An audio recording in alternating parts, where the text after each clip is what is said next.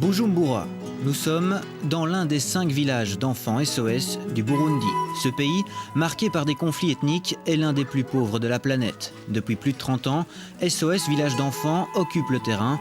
Présente dans 132 pays à travers le monde, cette organisation vient en aide aux enfants orphelins.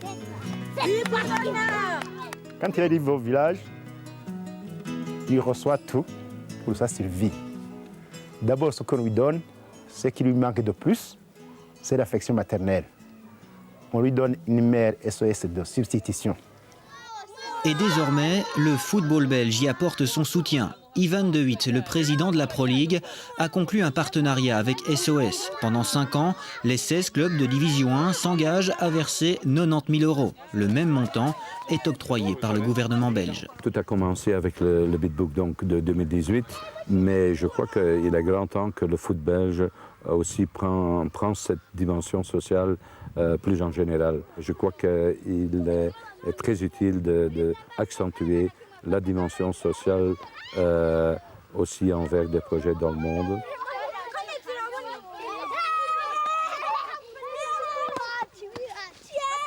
Déjà psychologiquement, quand l'enfant met son maillot là, ça montre pour lui qu'il est déjà sportif, parce qu'il se distingue des autres.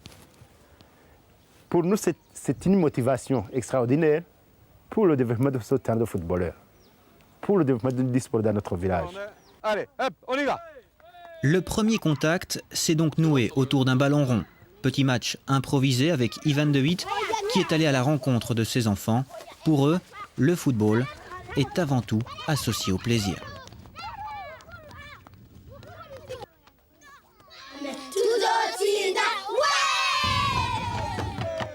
Le lendemain, direction Gitega, en plein cœur du Burundi. 2 heures de route, 102 km à travers les collines pour rejoindre le village SOS de la capitale historique du pays. Sur place, c'est l'effervescence. Tout le monde s'active pour préparer le terrain de football. On trace les lignes avec les moyens du bord et on sort les tambours.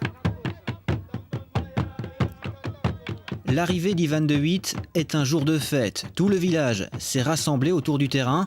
Pour la première fois, ses enfants disputent un match de football équipé de la tête aux pieds.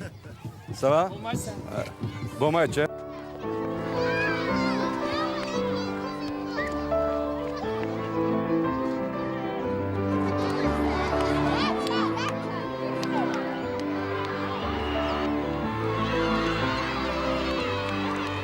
Qu'est-ce que ça signifie pour tous ces enfants de pouvoir jouer au football?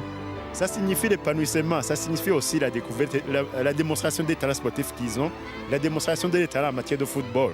Et c'est aussi la joie pour les autres élèves qui les assistent. Vous entendez comment ils sont en train d'encourager les équipes qui jouent. C'est une bouffée d'air frais pour eux, c'est du rêve? Bon, c'est pas un rêve, mais c'est plutôt déjà une réalisation. Parce que le rêve, c'est pour l'avenir. Mais ils sont en train de démontrer les valeurs sportives. Ce n'est plus un rêve, c'est une réalité. La rencontre se termine au tir au but. L'ambiance est survoltée. Journée inoubliable pour ses enfants, inoubliable aussi pour Ivan De Witt qui compte poursuivre son engagement à l'avenir. Il faut quand même voir les choses en face. On travaille ici avec des orphelins, donc ça veut dire franchement des enfants de tout âge qui n'ont plus de parents. Et ce que j'ai vu aussi ce matin, c'était une gaieté, une joie qu'on voit déjà rarement chez nous. Et la façon dont ils ont joué au foot, c'était de la joie pure que je voudrais voir chez mes joueurs aussi, toujours. Et ce que j'ai vu, c'est que malgré tout, il y a une grande gaieté ici dans cette population. Et il faut quand même en retenir quelques leçons.